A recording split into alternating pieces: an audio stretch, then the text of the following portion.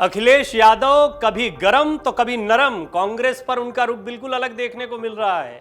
अभी 2 दिन पहले हुई प्रेस कॉन्फ्रेंस में उन्होंने कहा कांग्रेस बीजेपी बराबर है, लेकिन अभी उनकी एक चिट्ठी चर्चा का विषय बन गई है जो राहुल गांधी को उन्होंने लिखी है। चिट्ठी में भारत जोड़ो यात्रा के लिए उन्होंने क्या कुछ कहा, कैसे वो राहुल गांधी की और भारत जोड़ो यात्रा की तारीफ करते दिखाई दे रहे हैं, बड़ा सवाल है। आपको इस रिपोर्ट में डिटेल में बताते हैं। 7 सितंबर 2022 को कन्याकुमारी से शुरू हुई राहुल गांधी की भारत जोड़ो यात्रा को दिल्ली तक खासा समर्थन मिला। बड़े बड़े नेताओं से लेकर सेलिब्रिटीज तक इस यात्रा में शामिल होते दिखाई दिए। 3 जनवरी से उत्तर प्रदेश में बड़ी परीक्षा थी। छोटा सा दौरा है, 3 दिन रहना है, पश्चिम यूपी का हिस्सा है। कौन कौन से नेता शामिल होंगे, सबको इन्विटेशन दे दिया, सपा, बसपा, रालोद। लेकिन इनमें से आएगा कौन कौन, बड़ा सवाल है। और अलग अलग जो प्रतिक्रियाएं आई उससे सवाल गहरा गया, क्या विपक्षी एकता नहीं है? लेकिन अखिलेश यादव की एक चिट्ठी ने यह बता दिया कि विपक्षी एकता है। सवाल है, आप भी इस पर अपनी प्रतिक्रिया जरूर दें। चिट्ठी में क्या कुछ लिखा है अखिलेश यादव ने, वो हम आपको इस रिपोर्ट में बताते हैं, खुद आप अंदाजा लगाइए।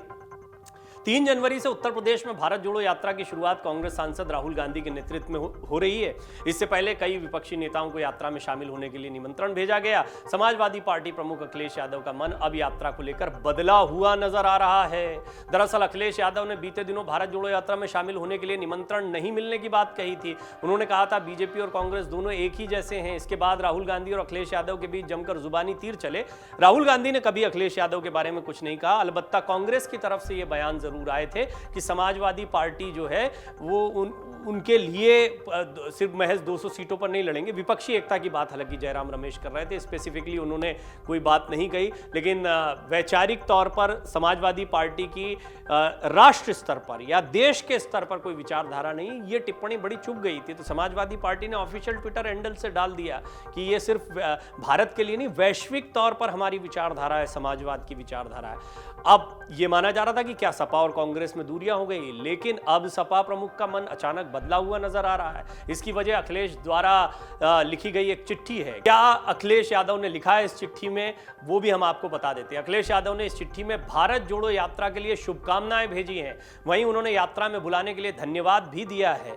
उन्होंने लिखा है, प्रिय राहुल जी, भारत जोड़ो यात्रा में आमंत्रण के लिए धन्यवाद एवं भारत जोड़ो की मुहिम की सफलता की हार्दिक शुभकामनाएं। भारत भौगोलिक विस्तार से अधिक एक भाव है जिसमें प्रेम, अहिंसा, करुणा, सहयोग और सौहार्द ही वो सकारात्मक तत्व हैं जो भारत को जोड़ते हैं। आशा है ये यात्रा हमारे देश की इसी समावेशी संस्कृति के संरक्षण के उद्देश्य से अपने लक्ष्य को प्राप्त करेगी।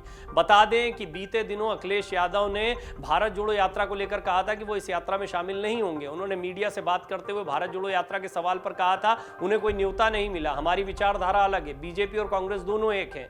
वहीं अखिलेश यादव के इस बयान के बाद ही राहुल गांधी और सपा अध्यक्ष के बीच बयानबाजी शुरू हुई थी, जिसके बाद राहुल गांधी ने भी पलटवार किया था। राहुल गांधी की भारत जोड़ो यात्रा पर बात करें तो वैसे भी राहुल की यात्रा विराम पर रही अभी, लेकिन चर्चा जोर पकड़ रही है कि उत्तर प्रदेश में उनकी यात्रा में कौन कौन शामिल हो सकता है। इनमें सपा मुखिया अखिलेश यादव, बसपा प्रमुख मायावती, रालोद अध्यक्ष जयंत चौधरी को न्योता भेजा गया है। यह तैयार नहीं है अभी तक जो जानकारियां मिली हैं।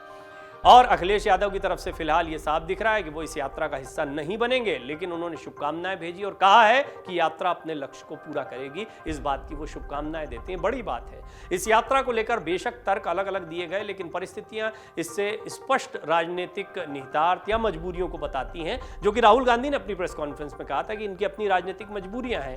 निहितार्थ मतलब वाक्य का वो गूढ़ अर्थ जो साधारण तौर पर स्पष्ट ना हो किंतु उसका महत्व हो। खुलकर साथ नहीं आ पा रहे हैं, लेकिन फिर भी दूर नहीं है, इस बात का स्पष्ट संकेत दे रहे हैं अखिलेश यादव। यात्रा को 2019 से जोड़कर देखें तो 2019 के लोकसभा चुनाव में अपना सबसे खराब प्रदर्शन करने के बावजूद मुस्लिमों का 14% वोट हासिल करने में कांग्रेस सफल रही थी। इस यात्रा के लिए पश्चिमी उत्तर प्रदेश के मुस्लिम बहुल इलाकों का रोड मैप बनाया गया है। संभवतः उसे मुस्लिम मतों से बड़ी भागीदारी का रोड मैप भांपकर ही इन विपक्षी दलों ने यात्रा से किनारा करने की रणनीति अपनाई है, क्योंकि कांग्रेस को तो फायदा हो जाएगा, इनका नुकसान हो जाएगा। आंकड़े देखें तो 2019 का चुनाव परिणाम कांग्रेस के लिए सबसे खराब रहा। अमेठी जैसी सीट से राहुल गांधी हार गए, रायबरेली से सिर्फ सोनिया गांधी जीत पाई थी। इस अप्रत्याशित गिरावट के बावजूद यदि कांग्रेस को सबसे ज्यादा वोट किसी ने दिए तो मुस्लिम वर्ग रहा था, लेकिन 2022 में सूरत हाल बिल्कुल बदल गया। पूरा मुस्लिम वोट बैंक समाजवादी पार्टी के साथ खड़ा दिखाई दिया। समाजवादी पार्टी ने प्रदर्शन अच्छा किया, बेशक सरकार नहीं बना पाए, लेकिन इसके बावजूद बीजेपी की सीटें कम हुई थी। हाँ, योगी आदित्यनाथ जो कर रहे थे वो भी अपने आप में इतिहास था। 37 साल बाद उत्तर प्रदेश में कोई मुख्यमंत्री रिपीट हुआ तो जीत बहुत बड़ी और ऐतिहासिक रही, इसमें कोई दो राय नहीं। लेकिन ताकत बड़ी है समाजवादी पार्टी की भी, और इसमें मुस्लिम मतदाता बहुत महत्वपूर्ण है जो किसी भी वक्त कांग्रेस के साथ जा सकता है, खास तौर पर अगर लोकसभा चुनाव के दृष्टिकोण से बात की जाए तो। लिहाजा ये राजनीतिक मजबूरी स्पष्ट तौर पर देखने को मिलती है, न सिर्फ अखिलेश यादव की बल्कि मायावती की भी। सीएसडीएस के सर्वे के मुताबिक सपा बसपा गठबंधन को 73% वोट मिला तो 14% मुस्लिम मत कांग्रेस को मिला। कभी ब्राह्मणों की पार्टी कही जाने वाली कांग्रेस को इस जाति का मात्र 6% वोट मिला था, जो अब बीजेपी के साथ ज्यादा दिखाई देता है। इसी तरह सपा बसपा रालोद गठबंधन जाटों का 7% वोट बटोरने में कामयाब रहा था और कांग्रेस अकेले 2% ले पाई थी। कांग्रेस के रणनीतिकार ये भी कहते रहे हैं कि पार्टी की दशा तभी बदलेगी जब उत्तर प्रदेश में मजबूती मिलेगी। वहीं 2024 के लोकसभा चुनाव में यदि मुस्लिम और जाट बहुल वाले पश्चिमी उत्तर प्रदेश में यात्रा को विपक्ष का साथ मिलने से कांग्रेस का प्रभाव बढ़ा तो उसकी मंजिल सपा बसपा और रालोद के लिए भविष्य में बड़ी चुनौती के रूप में सामने आ सकती है। और ये वही राजनीतिक मजबूरी है जिसका जिक्र राहुल गांधी अपनी प्रेस कॉन्फ्रेंस के दौरान कर रहे थे, और इसीलिए अखिलेश यादव खुलकर सामने नहीं आ रहे हैं। लेकिन अखिलेश यादव की राहुल गांधी को लिखी गई चिट्ठी से बहुत स्पष्ट है कि वो राहुल गांधी के खिलाफ भी नहीं है।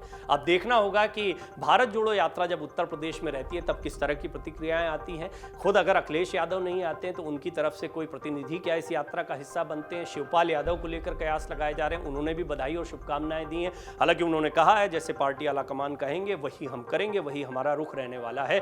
तो कुल मिलाकर उत्तर प्रदेश में विपक्ष की राजनीति कैसे रहेगी ये आपको आने वाले 2-3 दिनों में पता लग जाएगा। डाउनलोड करें अमर उजाला ऐप और पाएं खबरें लगातार। अगर आप ये वीडियो YouTube पर देख रहे हैं तो हमारे चैनल को सब्सक्राइब करें और बेल आइकन को दबाना ना भूलें। अगर आप Facebook पर ये वीडियो देख रहे हैं तो हमारे पेज को लाइक करें।